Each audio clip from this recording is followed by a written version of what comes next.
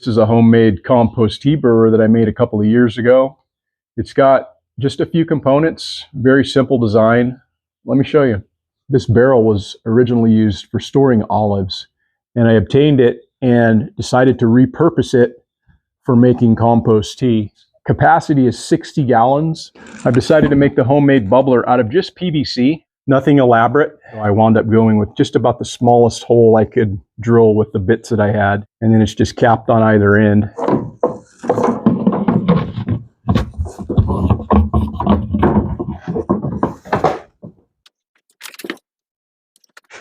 This air pump's actually the most expensive part of this entire build. I think I paid $85 for this.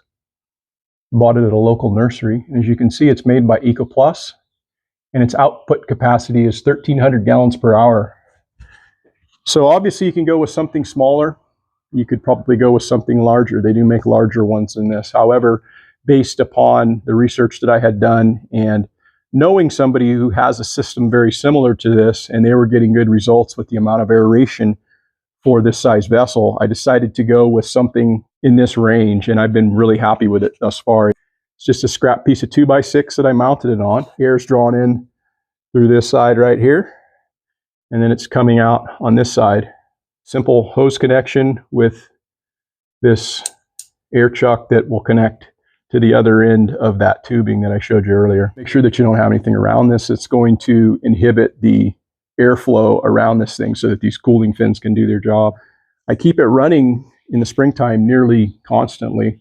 I just finished up with a batch this morning, and rather than cleaning this thing out, I've already filled it up with water again, and I'm going to go ahead and run another batch. One of the hassles with these units is getting the material out of this barrel.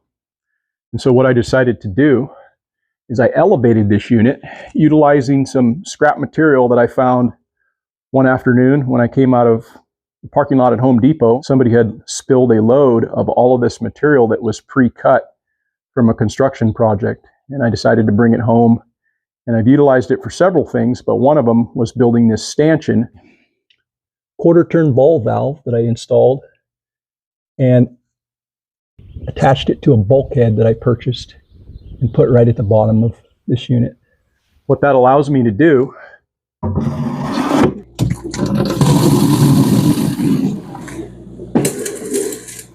I've just drilled holes in it, and then I put that on, and that's how I deliver this material, 5-gallon buckets at a time.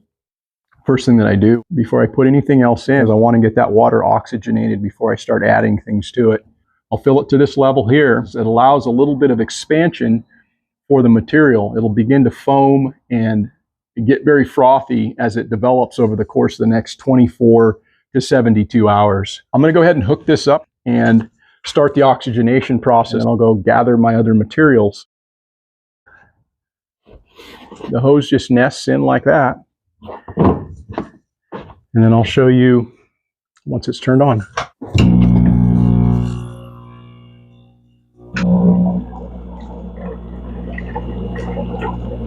So you can see the amount of aeration that this will provide in this size vessel and with this particular wand that I've created.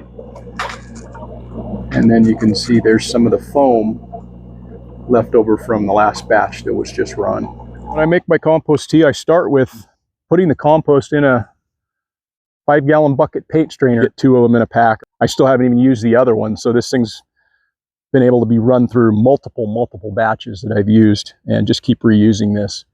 But I'll put 20 cups of finely aged compost. It has been in this yard for about a year, and it's worked over by these hens for a period of time, and then it's been in a resting state where I've had it tarped, isolated from these hens, so there's not going to be any additional amount of their manure being added to it. It has run through a hot stage. It's run through the process where they have worked it over and continually aerobically conditioned it. So I have a pretty high degree of certainty that this is of good quality, and it's very important that you do that, because what you're doing is replicating the microbiological activity in this material. In addition to this compost, what I'll add into this is 5 cups of alfalfa pellets.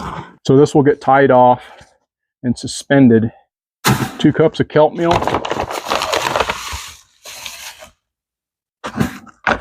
2 cups of azomite,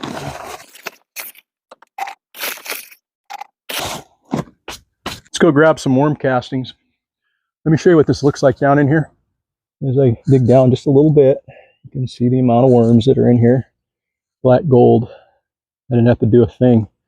Maybe some table scraps, but it's primarily just the amount of weeds that I'll throw in there. I'll throw some coffee grounds in. And these worms, the soil life goes and comes as it pleases, but what they leave behind is just an amazing amount of rich worm castings in soil.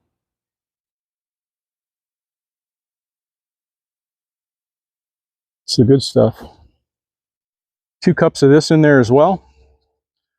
So what I'd like to do is put all my heavier material in this paint strainer, and that allows the compost tea to remain more like tea and rather less like sludge.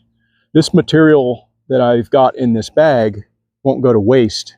Put it back into my compost piles and let it continually add diversity to the piles that are already there.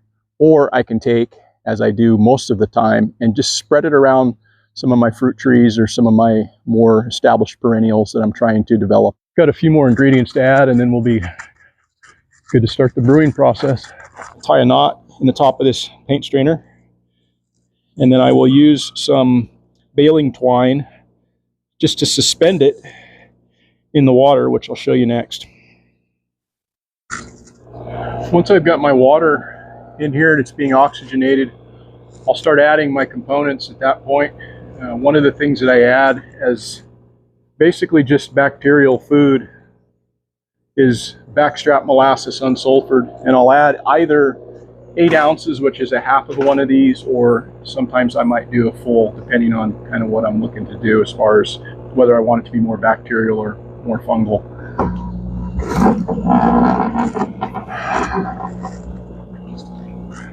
This takes a while to get this material out. You kind of have to rinse it out. It takes a few times. Yeah, what I'll do is I'll allow this tea bag to become fully saturated, which allows it to sink all the way to the bottom. But I want to be able to suspend it just above the wand so that it gets maximum amount of aeration going up into that tea bag. Things I also like to add is humic acid, and I extract the humic acid from the compost right here out of the chicken yard. So what's in this bag is about 4 cups of the same compost that I'm using in my compost tea brewer. And what you want to do in extracting the humic acid from this is just taking some water, running it over the top of this, and the idea is to not agitate it, but just allow the water to passively run through this, and what comes out the other end, humic acid. One more thing I like to add is fish hydrolysate. I'll add 1 cup of that as well. Over the course of the next 24 to 72 hours, this material behind me will mature. And what determines how quickly it's going to mature is the outside air temperature. The warmer it is, the sooner it's going to mature. The colder it is, the longer it's going to take that biology to wake up and start feeding on the food in this barrel. How I determine that the material inside is ready is based on kind of that time frame, that window of 24 to 72 hours. At some point it's going to wake up and it's going to become very active. And the signs that I look for to determine how biologically active this is just how much foam and how much froth this material is generating. A lot of mornings I'll come in and there will be foam on the floor. One thing you also don't want to do is allow this to remain in this vessel for too long, because what will happen is all of the food that you've fed this biology now, all that fungal and bacterial food that you've provided it, has been consumed, and that biology is going to start to die off. The material that I was able to pull out of this morning was ready to go in about 36 hours. And now, for point of reference, our temperatures it got down to about, I think, 35 last night. Afternoon temperatures are up around 70.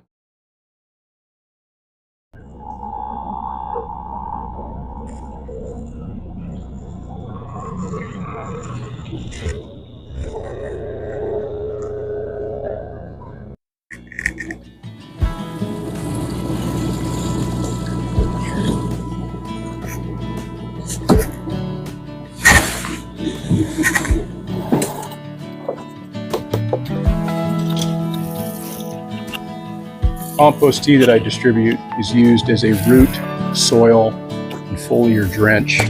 I use it 100% strength with no dilution.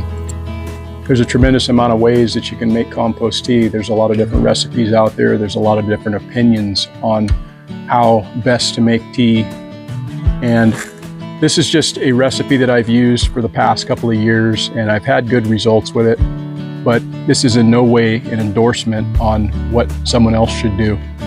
Definitely do your research, do your homework, learn your systems. If you like this sort of content, please consider subscribing to the channel, and don't forget to hit the bell notification for future and upcoming videos. Thanks for watching.